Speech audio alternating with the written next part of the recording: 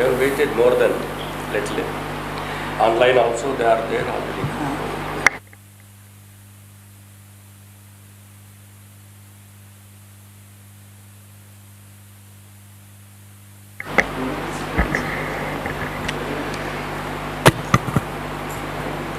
संचालनालय पुरातत्व अभिलेखागार एवं संग्रहालय रायपुर द्वारा आयोजित 7 दिवसीय कार्यशाला में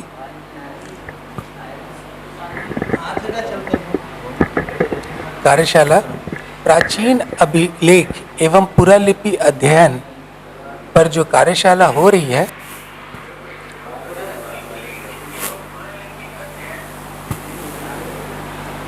इसमें आप सभी का स्वागत है।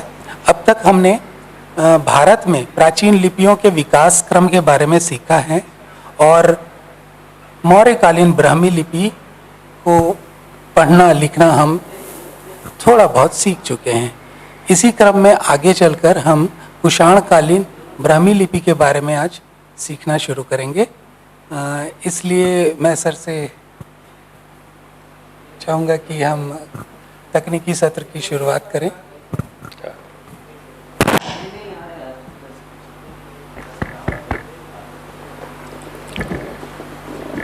Very good morning to all the participants, both offline and online. Now we are entering the fourth day of our workshop, the morning session. Still, we have to cover a larger area as far as paleographical studies are concerned. So time is precious for both of us. I wish all should try to utilize this period and to the best of extent pick up whatever taught in the last 3 days. And I would like to again emphasize that practicing is absolutely essential. It's not mere a talk.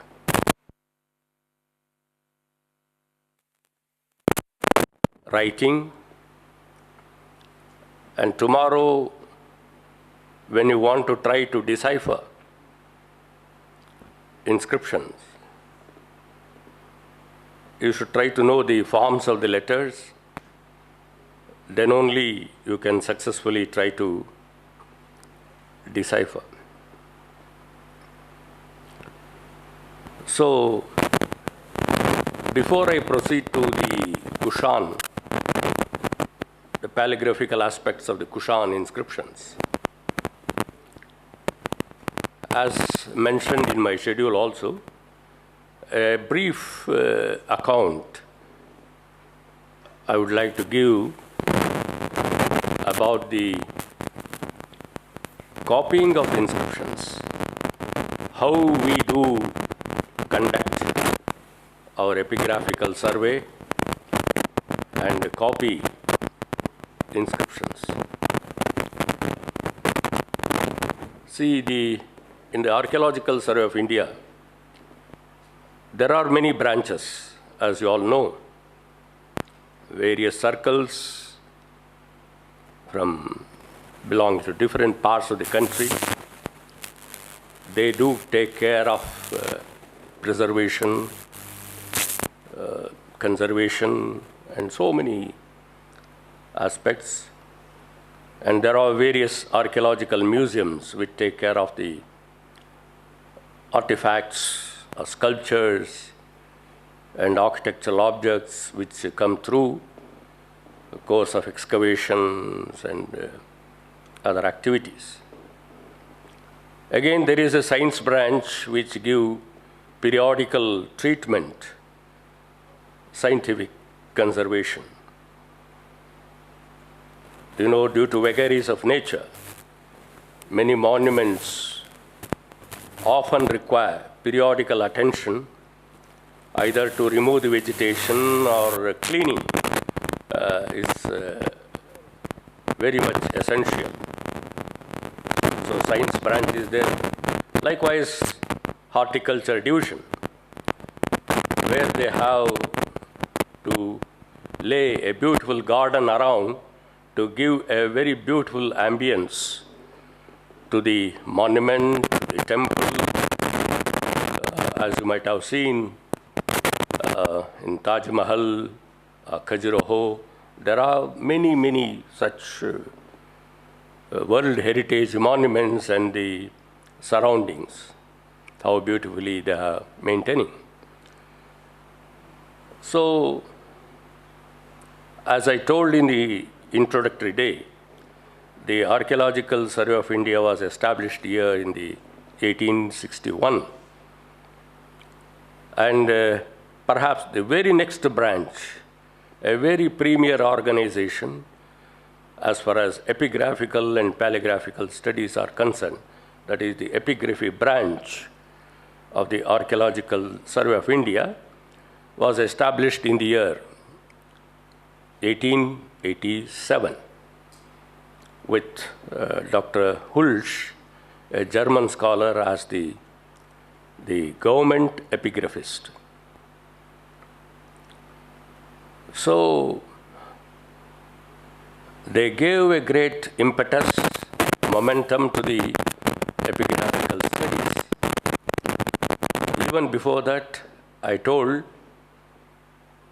how with the establishment of the Asiatic Society of Bengal, scholars and epigraphists throughout the Indian subcontinent were busy, they were actively involving themselves, conducting epigraphical survey and collecting large number of epigraphs from throughout the India, and course of time they could at different point of time, publish those inscriptions. Similarly, the epigraphy branch, with a dedicated band of epigraphists, they did a lot of survey. I also did mention how a huge Mysore epigraphy branch has a collection of more than 1 lakh stamp pages, copied right from 1887 onwards. Even now, there are epigraphists who do conduct epigraphical survey. They go to different areas of India, and with their specialization in different realms of epigraphical studies. So there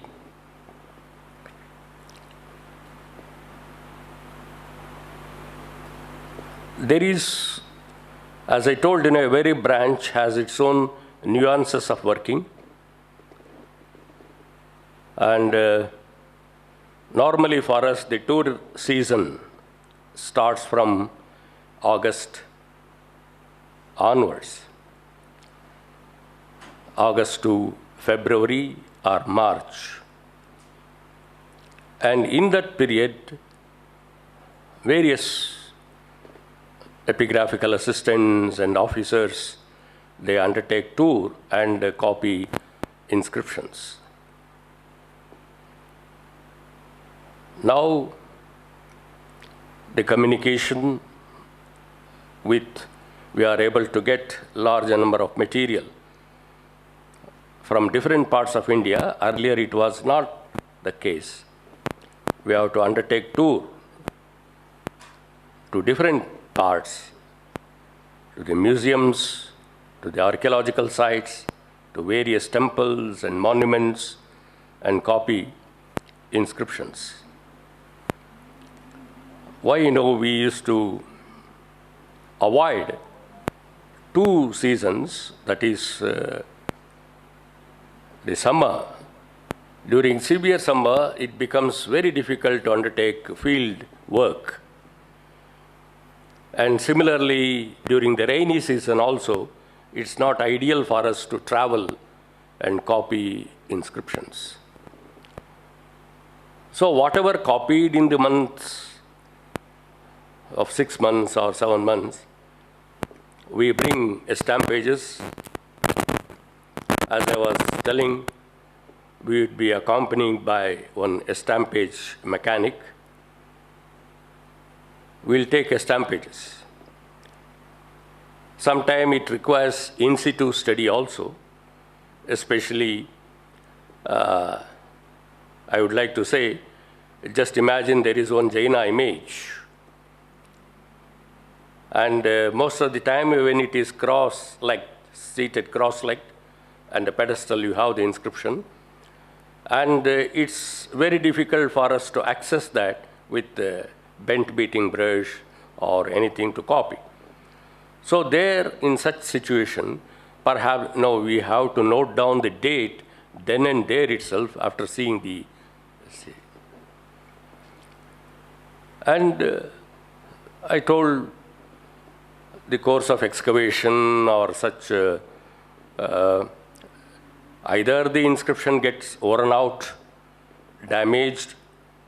There are at times, the first few lines might have got worn out. So there, it compels us to take an in situ study, make a notes of it. And the tour diary also we used to write. Right from the day one when we take up our survey, whom we met in the course of our tour, and what are all information we gather, and to some extent the information about the temple, how far it is located from the village, and whether in the vicinity there is any tank or any water body. So a tour diary And being ourselves at one point of time studied art and architecture, it used to fascinate us to make a note on the sculptures that are found rare. It may be having rare iconographical features and architectural features. So it's a multidisciplinary thing. And at point of time, it will facilitate you to write a beautiful travelogue or your own observations. Everybody cannot access those temples when you have read. But unfortunately, these days we have given up the practice of writing tour diaries. Just we make a note and take some few, but it's very essential. After returning, whether to write, you can give a brief write-up about the place before you start writing about the inscription, under what circumstances you got it, whom you met. And all these informations are very essential and encouraging. In fact, when you read Epigraphy Indica and many volumes, the first para they have devoted. Just to cite a few examples, R.S. Panchamukhi, when he had to copy the cliff inscription, Badami, it's on such an inaccessible place, it was very difficult to copy. Perhaps he had to engage those who catch beehives. So a basket or something was prepared and they were made to climb, and that's how with that difficulty they could take a stampage. So it's a very fascinating thing how little adventure also it involves. Yesterday I was narrating about that Basaha. It's nothing bad. But you are bound to encounter when you go deep into the forest or somewhere, inscription you can't find everything situated in a very comfortable area. So at times, it involves going deeper in the dense forest and uninhabited areas also, where you find temples in ruins and monuments. So comparatively, these days we have given up a certain, I was mentioning this village-to-village survey. Even the archaeologists, they are burdened with so much official work, they are unable to take for which they are really there. They have to do many other administrative tasks than actually involving themselves in copying or carrying out their routine work. So it's absolutely essential we should again get back. There are times when in one single tehsil, I have gone 3-4 times, not once. We go in eastern direction, copy those inscriptions, again come back, and the same next consecutive two, we used to take up another area, and ultimately we will record. This tehsil has been thoroughly examined. Otherwise it leaves, except Bastar or Bijapur in those days, it was where we couldn't have, proper communication or support system. We had to give up. Otherwise, we would have done. And well, imagine, I was told K.V. Subramania, he could go on a bullock cart and go to a place where you could get a Tamil copper plate inscription. And one of my friend explained how in the dim light he used to just give a polish, just see and decipher. And then the B.L. Rice on horseback, he went to various parts of Karnataka, brought to light so many. See, compared to that, are we utilizing the modern facility? We have excellent communication, you have vehicle. And in our epigraphical tour also, some collectors and the tehsildars, they used to be very obliging. At times they used to deny also. So then you have to look. They used to provide office vehicle there for our survey. But many a time we had to cycle long distance of 20 kilometers, 25 kilometers on our own and go. Village log to batate hai, sir, abhi Pasi mein means it is above many kilometers. It's not, वो बताते हैं यही है sir, ये जाइए, जाएंगे, जाते रहिए. So it's long distance. We used to pedal, myself and our stampede mechanic, and taking. पानी भी नहीं मिलता था उधर, कुछ वो नहीं है.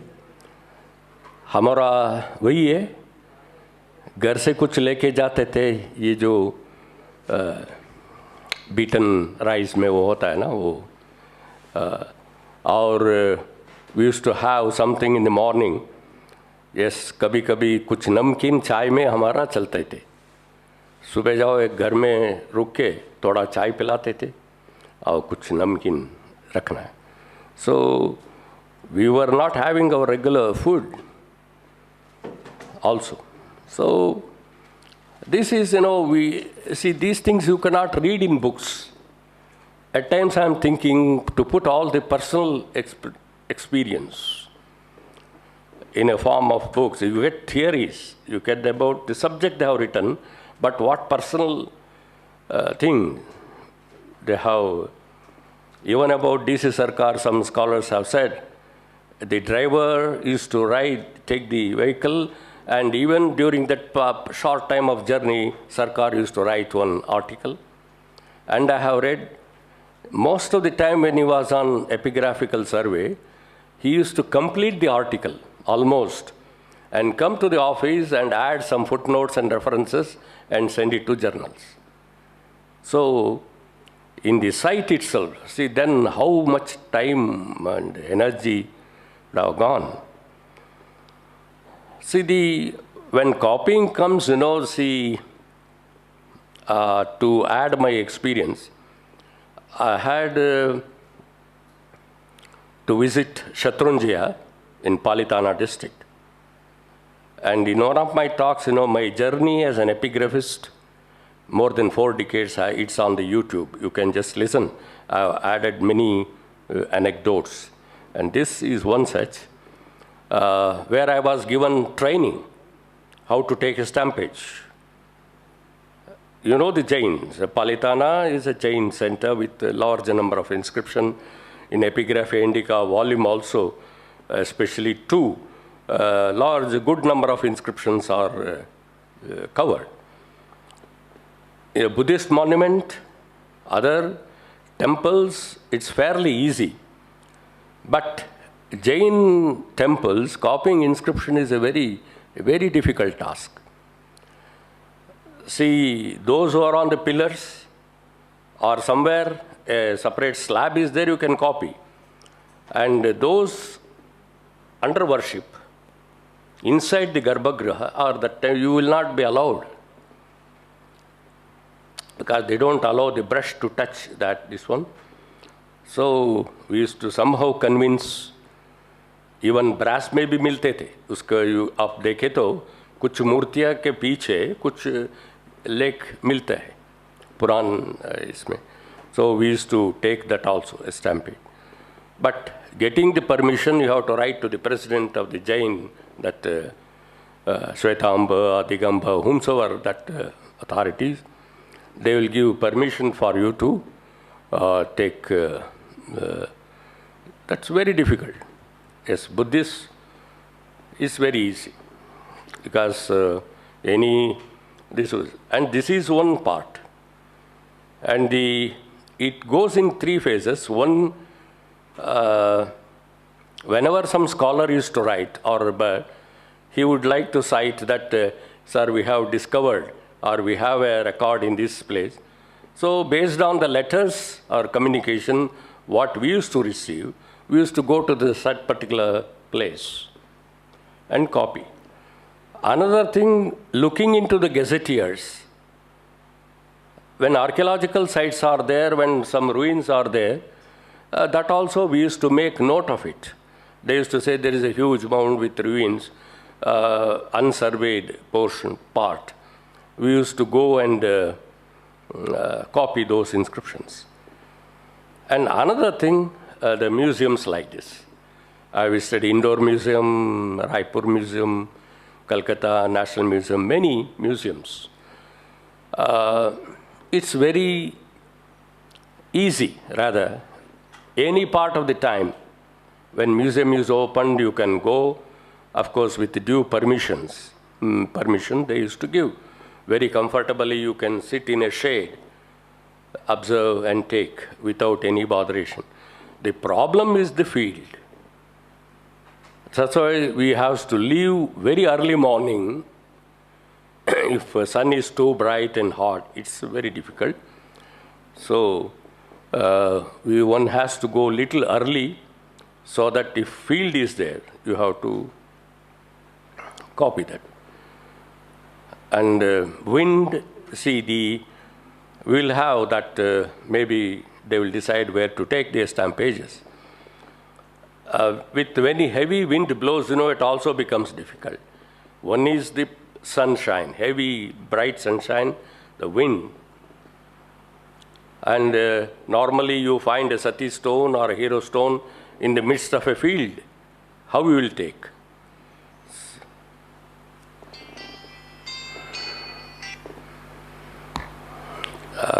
So it's very difficult. So we used to come back, minimum, we used to take a stamp pages of 2 to 3.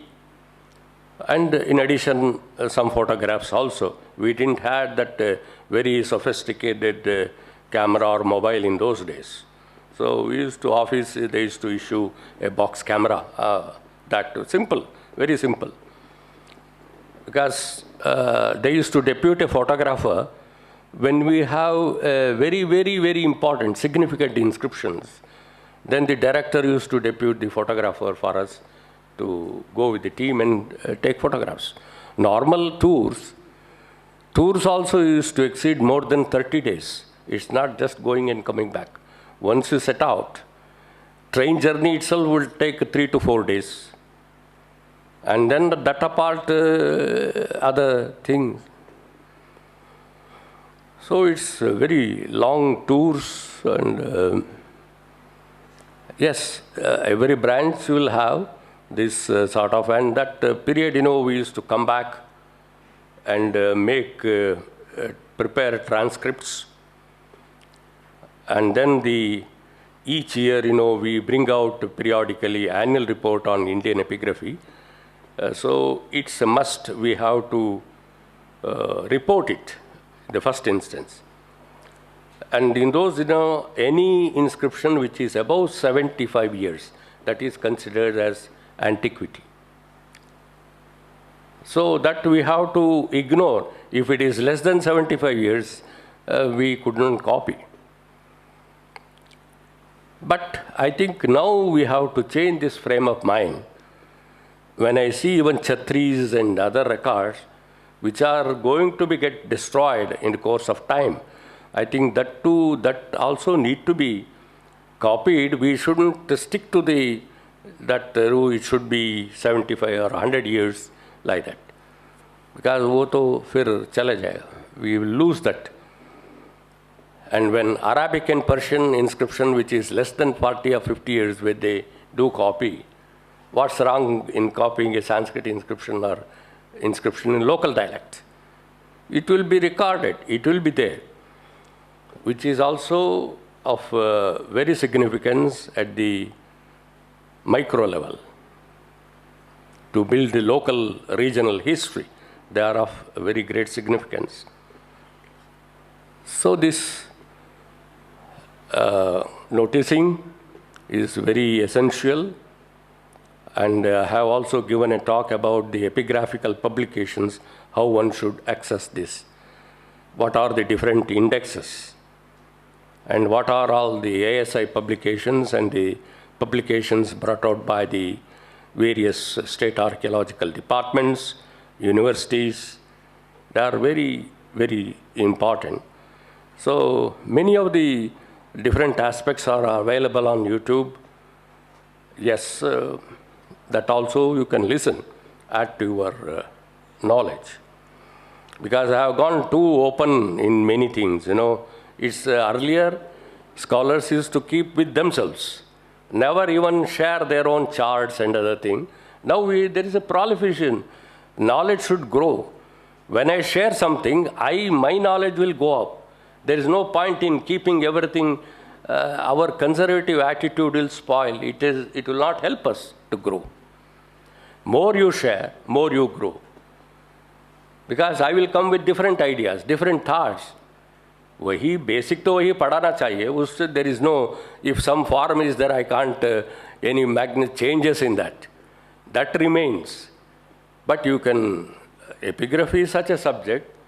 Any aspect you can do, provided we have time and will and to talk. There are plenty of subjects we can talk to different students. That's how I try to incorporate here within few days. Perhaps I didn't have much time, the epigraphical heritage of Chhattisgarh. That was not well thought of much early. Suddenly it struck. And I made a point when I go to various places, various states at sea, to highlight their important, significant, important epigraphical records. I not elaborate on this, but I thought this is very important information for all of you. So with this background, of course, now there are many aspects to be seen. The Kushana telegraphical chart you will see, and later it will be shared also.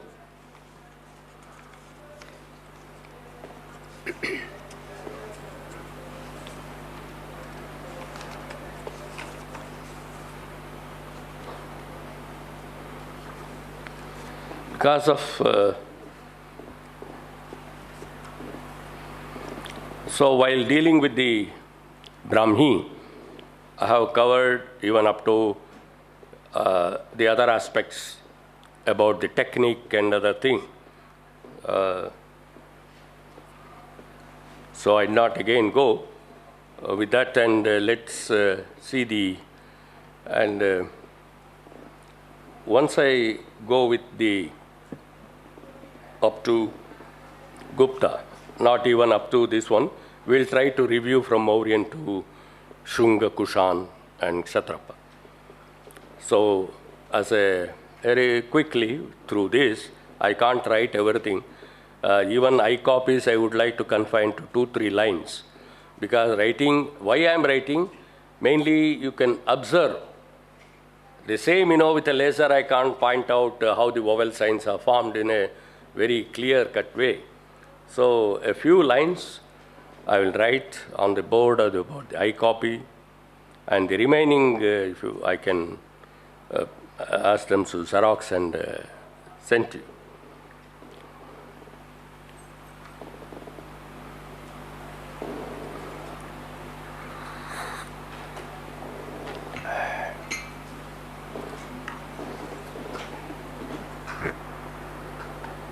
Hello? Hello?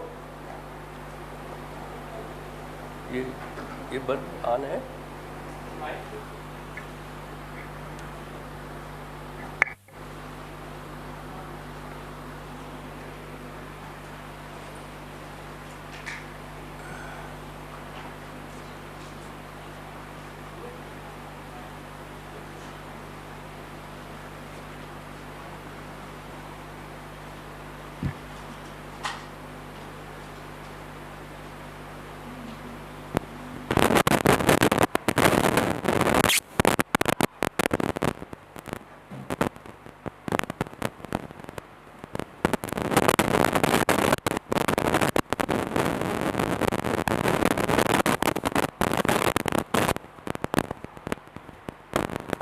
So this will go the Kushan.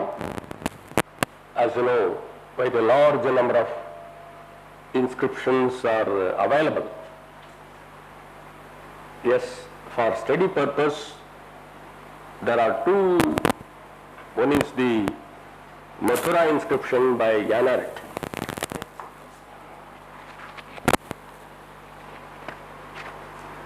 Mathura inscription by Yanaret. Srivastava has written 2 books, One is a dated inscription of Kushans, another is undated, with a large number of facsimiles for practicing. I told Mathura is a very important place, and even so the museum has a large collection of inscriptions on the pedestal and the well connected with the Brahminical and Buddhism and Jain. So here you please take a note of this. Again, I am not going to write all the things. See, this stroke is always starts like this, and the upper curve is same. This part is same what you find in the Mauryan, and of course Shunga have tried to show you the difference, how there it is bifurcated, especially the first initial vowel sign. So this you find in most of the Shungan inscription, but prominently when you attach a lower arm, it's very much short, like this. Whether it is Kshatrapa or Kushan, they reduced. When the Mauryan form you get the full form, the upper arm is full with touching almost this, and the lower arm they extend it. But you can make a note of this. Here it's short curve.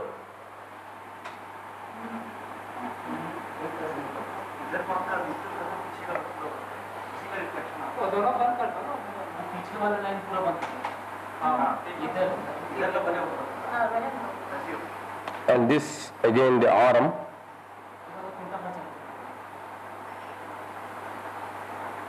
And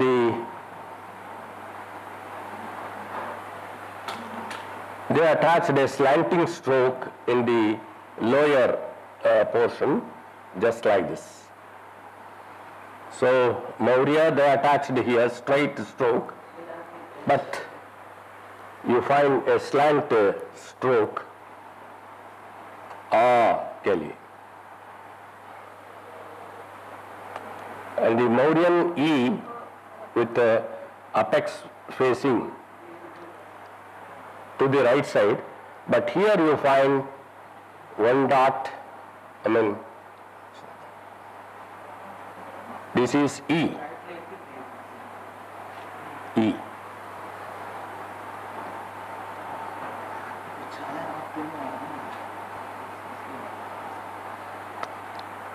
And perhaps E also with a dot it continued like this with the 4 dots. With the development I told Sanskrit, you find the 3 dots here, but little the post Kushan and the Gupta period you find the E is written with 2 strokes for E sign. So we can presume this form continued, though I have not tried to show in the chart because Sivaramurthy and others they have not shown. Maybe if we try to re-examine many of the inscriptions, this chart mainly have based it on Sivaramurthy's work. There you get every the development they have shown in one go, but I have tried to make a different dynastic wise and explain. Of course, I have consulted the Dani and other books also. And the vowel U, I told this vertical line will be longer and the lower horizontal stroke will be just a short stroke. It's not that full length because in Mauryan you find it is full, both are equi-length, the vertical stroke as well as horizontal. Here you find the trend, they kept on reducing. At one point in time you find just like a hook, like this.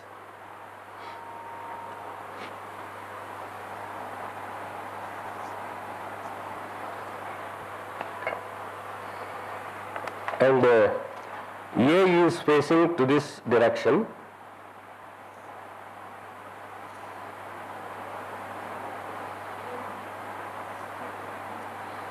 And more or less the vowel attachments are same with these initial vowels, at least the same. So I am not going to repeat it. You can just follow the Mauryan initial vowels what I have written. Now let us come to the consonants. It is one stroke. I told this the top horizontal stroke, left will be shorter and this will be longer. So you see and this will not be too long, and that of course you will see in the Kshatrapa phase. Wherever verticals, they elongated. Not only that, just I will show when I come, this is the Kshatrapa. You find the head mark here, like this. I will come later, but to have an immediate comparative study, I just, they extended this stroke little and gave a gentle curve, and instead of this straight horizontal stroke, they gave a cursive thing, so that it becomes like a dagger. They call it dagger variety. I told the Dani uses this expression, dagger variety. So this is only I am showing an example. Actually this is the technique which brought, because the Kushans, though they did modify certain of the letters, but mostly they followed the Mauryan, because whether the Magadha and that region, but the real changes, the Kshatrapas they brought, especially the Shodas, that Mathura Kshatrapas, not the Western also you see, but the Mathura Kshatrapas, they brought the change with this pen technique. So this is the Ka, and the Ka is written here with a triangular appendage. Earlier Mauryan Ka with a small circle. So this is Ka. So a hook, and then attach a Ka.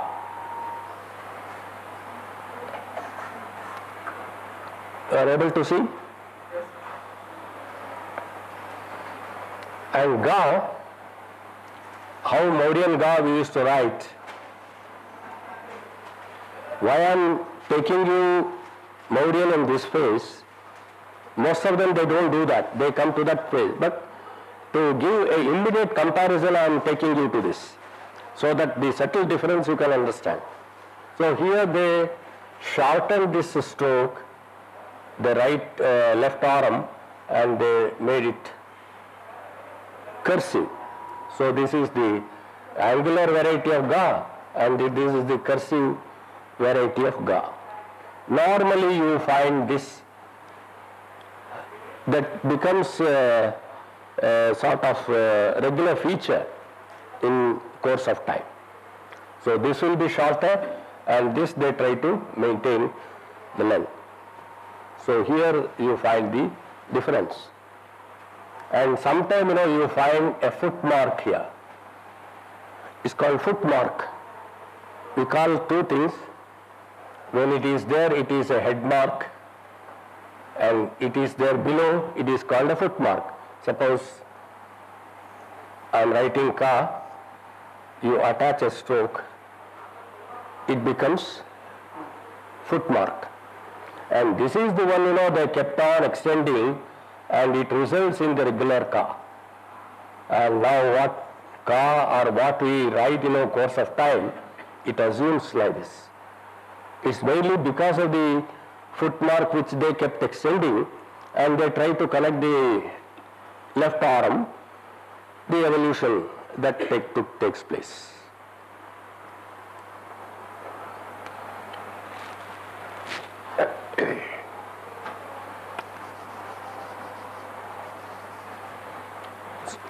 So, as and when I will be, I already have told about the subscript, superscript, what is a head mark, what is a footmark. These are all the terms, essential to understand the development.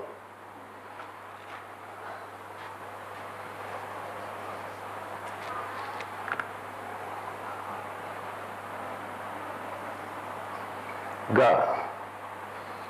And they equalize the verticals here. Earlier Mauryan Gha used to write like this.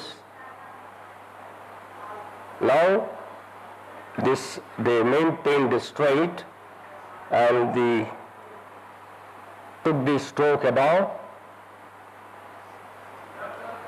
So this is the Gha. They try to equalize.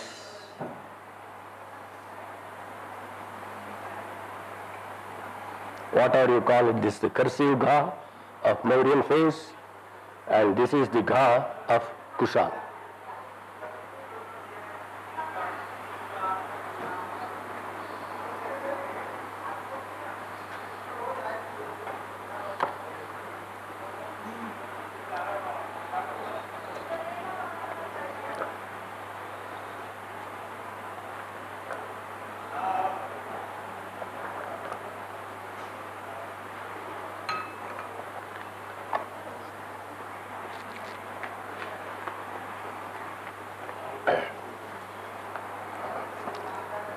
And Nga, Mauryan Nga we used to write like this, and here they maintain the same and they attach the small tail here, some stroke.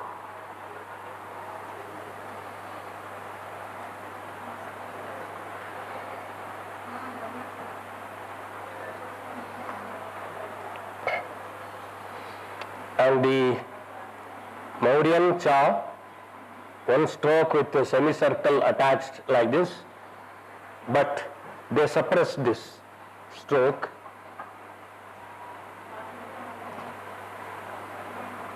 and first stroke you give like this and then another stroke connect it. So this is the Kushan Cha, and it continues even Kshatrapa, Gupta. So what you do, you put a small stroke here and then give like this, and again you start the stroke from here and connect this. So this is the Cha.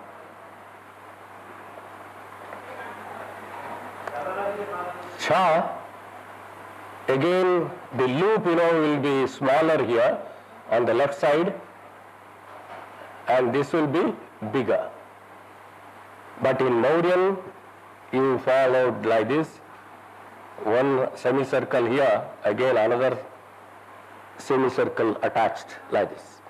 So this is one go they formed in, when you hold the pen, just they started and taking a loop, a smaller loop here, and a bigger loop follows to the right side.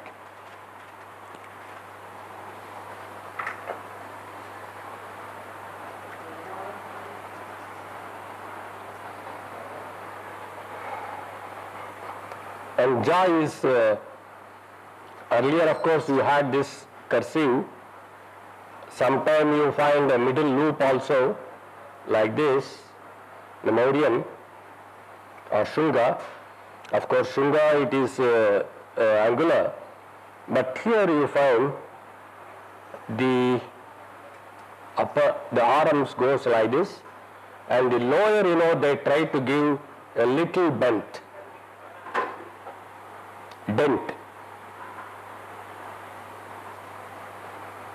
like this. See, first you form a stroke, 1, 2, and then extend the stroke like this. This is the Mauryan. Both you get with the middle loop.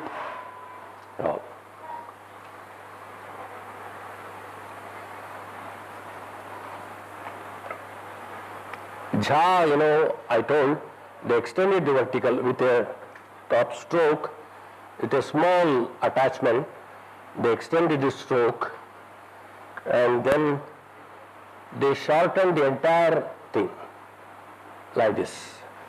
Yeah.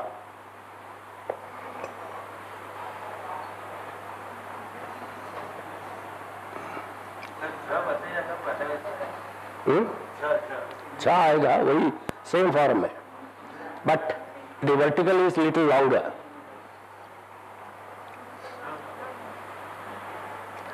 So Mauryan में आप ऐसे लिखते थे, where they used to take it to the full extent.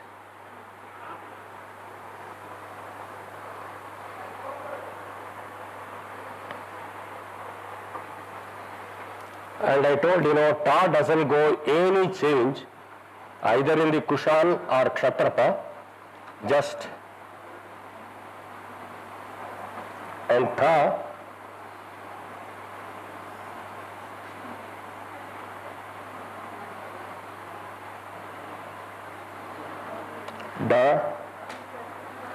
Da becomes little.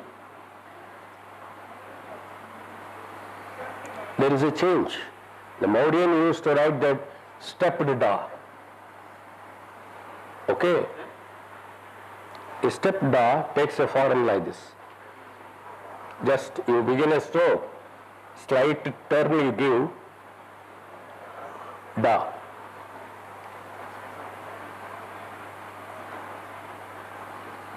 Da is same.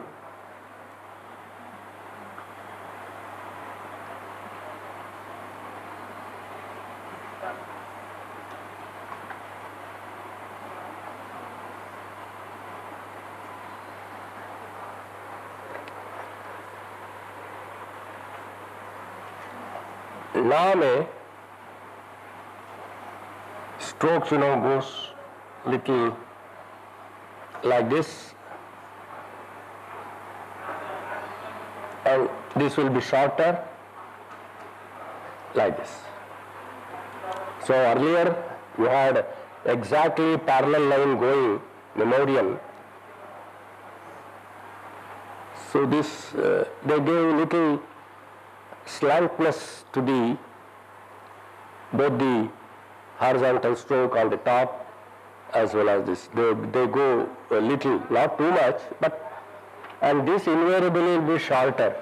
The direction when you see, this is shorter and this will be longer. The left they reduced.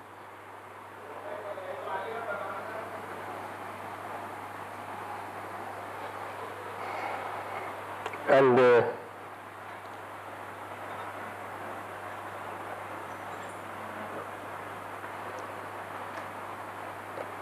Ta will be with one stem, it becomes what? Cursive. This will be shorter. How you wrote in Mauryan? This stroke with inverted V. So this is Mauryan and this is Kushan. It's if you closely follow it's not difficult to decipher, but practice. Otherwise, in one letter you can't bring both Mauryan and when we write something, either you write purely in Mauryan Brahmi, early Brahmi, or write only in Kushan or Kshatrapa. Sometimes students they try to jumble, they bring one or few letters from Mauryan भी डालते हैं, इधर भी डाल गुप्ता, सब mixed variety. Like मसाला क्या है, कुछ ऐसे. They put every ingredient and prepare a food.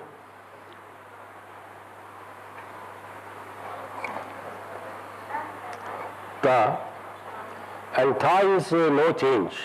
Till the Gupta, you find a circle with a dot.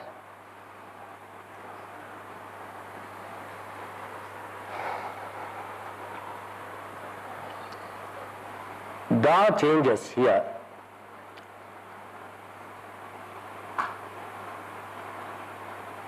In fact, it is one stroke like this.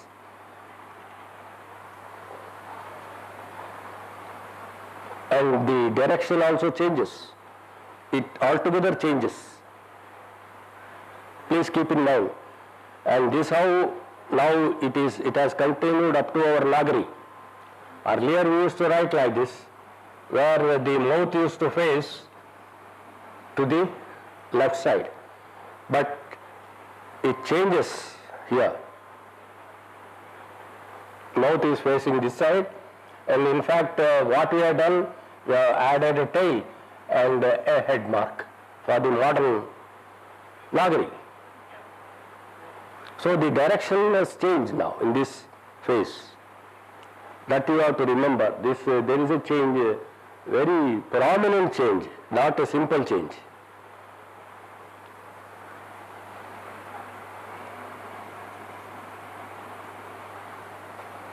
Many times, these prominent changes in the classrooms, they don't very pointedly show these things. They just slur over many things. I am holding each letter and explaining what are all the changes, the previous stage and the stage which we are currently connected.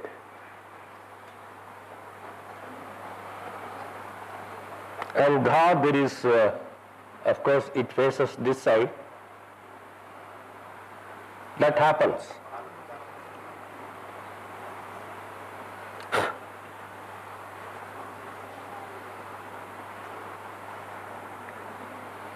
Now again, one stroke, this will be shorter, this will be longer, again slanting.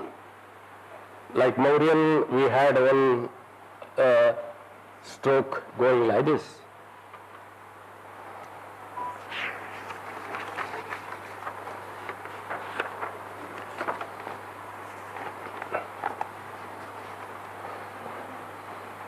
Pa, the earlier Pa, it's like this hook, but they equalized here. They make it angular, Pa.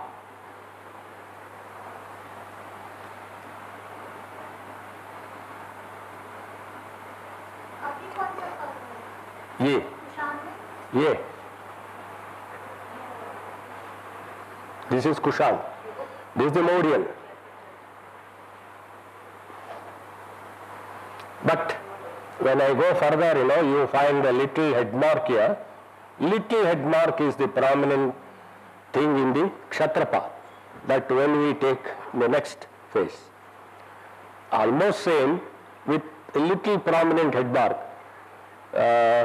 Even in Kushan they try to, some scholars point out Eastern and Western variety, the Magadha and other, but it is not very prominently seen. Anything without head mark, even the Guptas, without head mark is the Eastern variety. With a prominent head mark, they take it to the Western or the. And in Central India especially, you find the box head of the Guptas.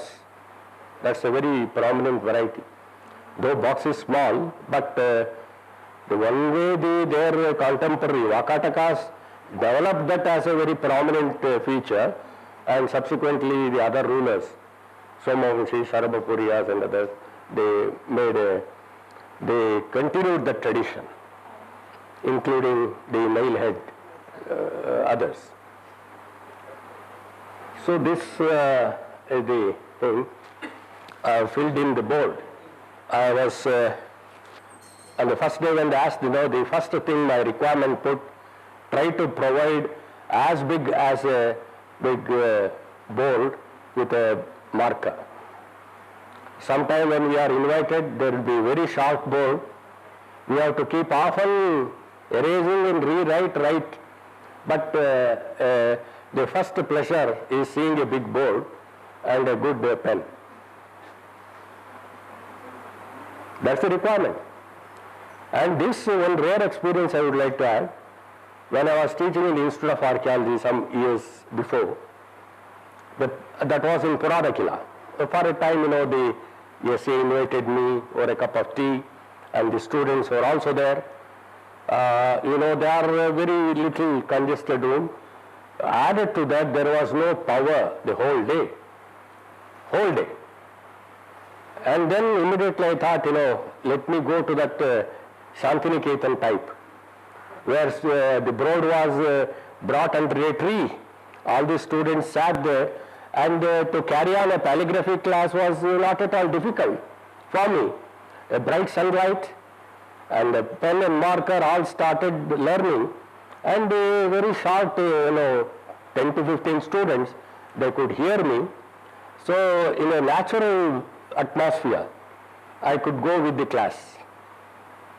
We didn't have any power the whole day, but the board and this one, we had to carry on the class. That's one experience always I remember when we are teaching the students.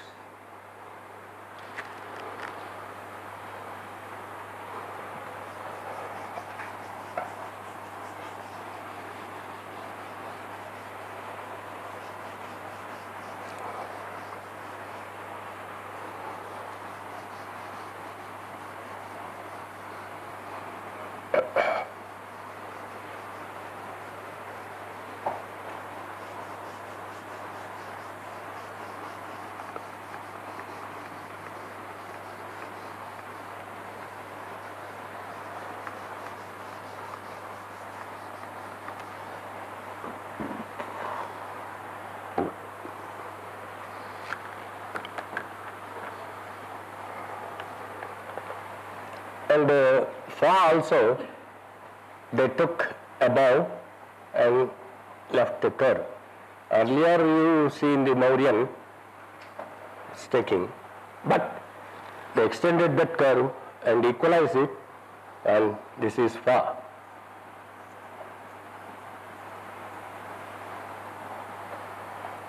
Ba again square.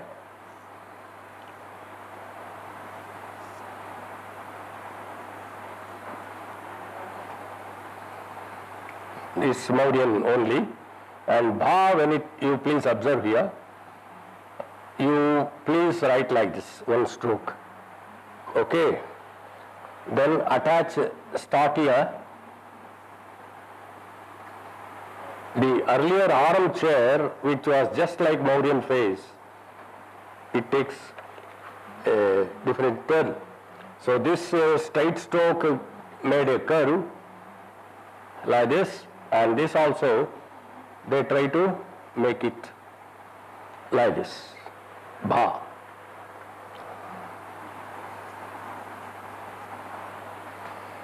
And Ma is,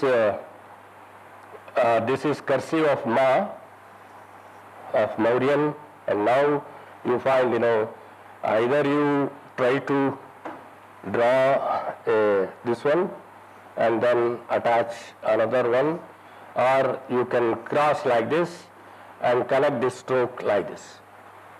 Either way you can write. This is easy. That is one slanting stroke, another stroke equal, and then connect. Ma. And I told the serpentine variety goes off in this phase, and it will be one straight vertical. And in the Kushan you don't find a lot of the extension. But in the Mauryan, in the Kshatrapa, not only a head mark, but they try to extend and give a gentle curve also. That's one prominent feature which we will see when we go with the Kshatrapas.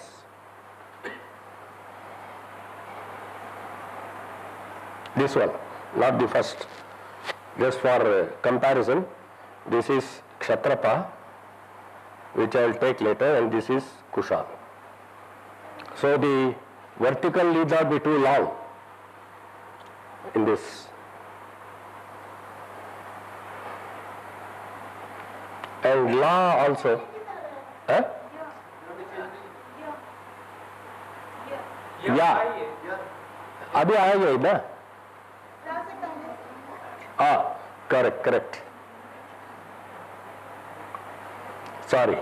The Mauryan type is the tripartite ya, hook this side or there, and here first you write till later like pa, okay? Pa, and then attach a curve like this. And most of the time this will be broader. When you see further also, they try to reduce this size. So this is Ya, Maurya, and this is Kushan. Yes, in the Kshatrapa phase, in the middle stroke you find a head mark. That I will show later. I am trying to show the earlier one and the Kushan. Some extent the Kshatrapa also will take up separately, but these are the small changes. See, they equalize the whole thing. Ra already written, yes. La, simple Mauryan La, and here they started with this bent base, and then this they slightly extended. Not too long.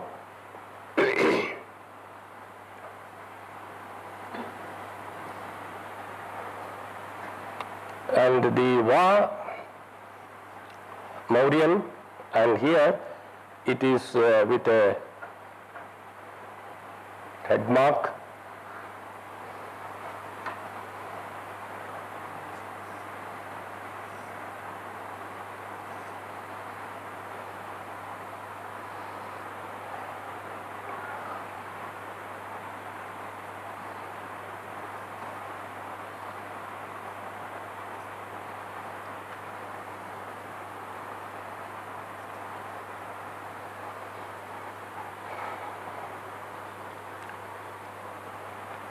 And the Shah used to be like this in the Mauryan, but here you find it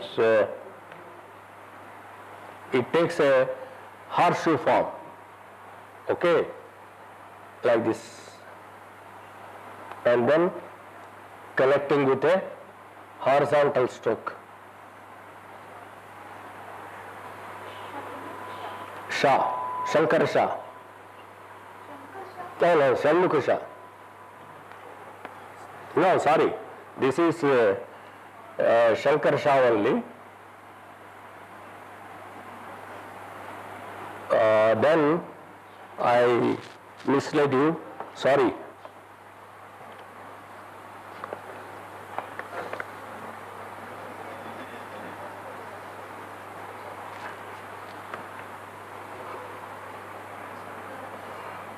This angular head takes a cursive form, and this middle stroke goes as a horizontal stroke here. This is a Shankar Shah.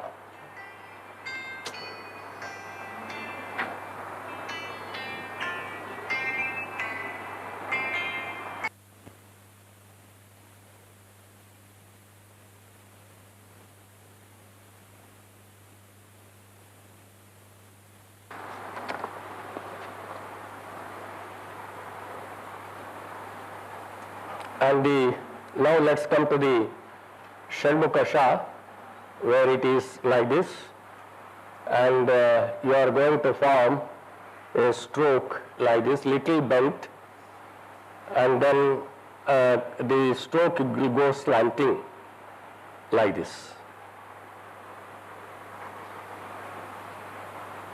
Okay.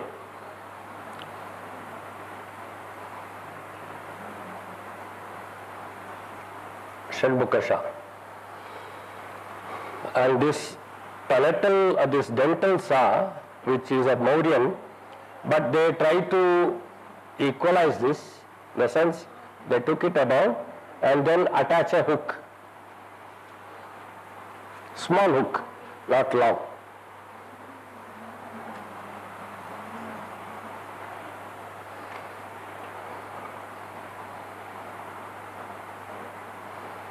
And law is written like this.